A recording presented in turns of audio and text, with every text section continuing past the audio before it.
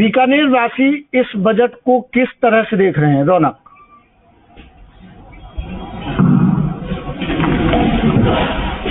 जी बिल्कुल, देखिए सुमित, अगर बात करें बजट सबके सामने है। निश्चित तौर पर मैं बात करूं, मेरे साथ दो एक्सपर्ट मौजूद है, मैं बातचीत करता हूं, समझने की कोशिश करता हूं क्या कहेंगे पीयूष जी। देखिए जिस तरह से बजट आया, तमाम लोगों को इंतजार था, कई दिनों से चर्चाएं चल रही थी कि क्या कुछ रहने वाला है मुख्यमंत्री जी के जो पिटारे में, क्या किस तरह से देख रहे हैं। हालांकि देखिए जिस तरह टूरिज्म को लेकर एक बड़ी खबर आई है, टूरिज्म बहुत जरूरी है और बीकानेर और राजस्थान के लिए।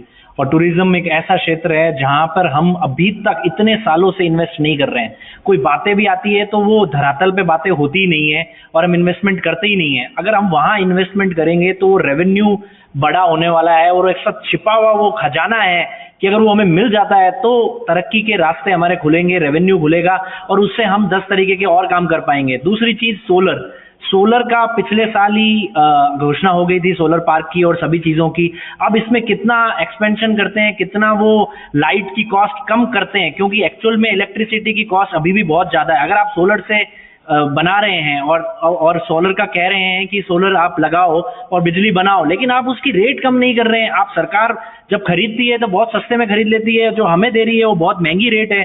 तो इसको थोड़ा सा ध्यान में रखते हुए सही करना चाहिए। सोलर, टूरिज्म और एग्रीकल्चर, इन 3 चीजों पर अगर फोकस कर लिया जाए तो राजस्थान एक अलग ही प्रदेश बन के उभरेगा, एक रेवेन्यू वाला प्रदेश बन के उभरेगा।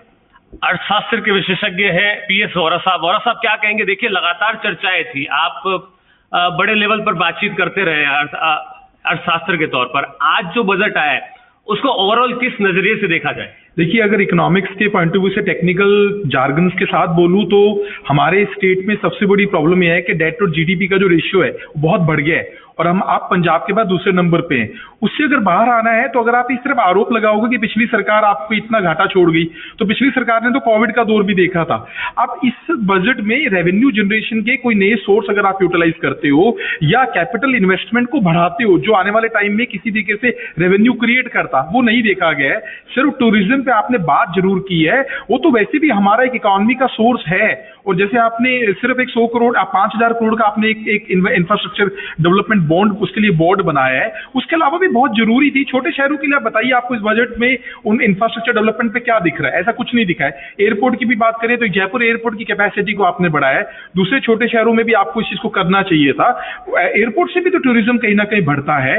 और दूसरी बात यह है कि आपने एजुकेशन के अंदर जो एक अच्छी चीज है, ठीक है, आपने अटल एंटरप्रेन्योरशिप की आप एक प्लानिंग लेके आए हैं कि बच्चों को बिजनेस करने की ओर किया जाएगा, वो उसका स्वागत करते हैं। लेकिन फिर भी मुझे ऐसा लग रहा है कि बजट में राजस्थान को देश में कुछ एक्सक्लूसिव इमेज देने की कोशिश की गई है, लेकिन वो इमेज को अगर हम कुछ अलग तरीके से उतारते, कुछ बहुत इनोवेटिव करते, कुछ मैन्युफैक्चरिंग की ड्राइव को लेके आते।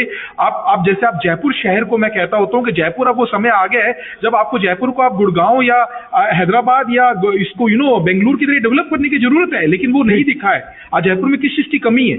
और ठीक है रौनक, मैं फिर से लौटूंगा आपके पास। जोधपुर में चलते हैं, राकेश जुड़े हुए हैं। राकेश, जरा बताइए जोधपुर वासियों की नजर से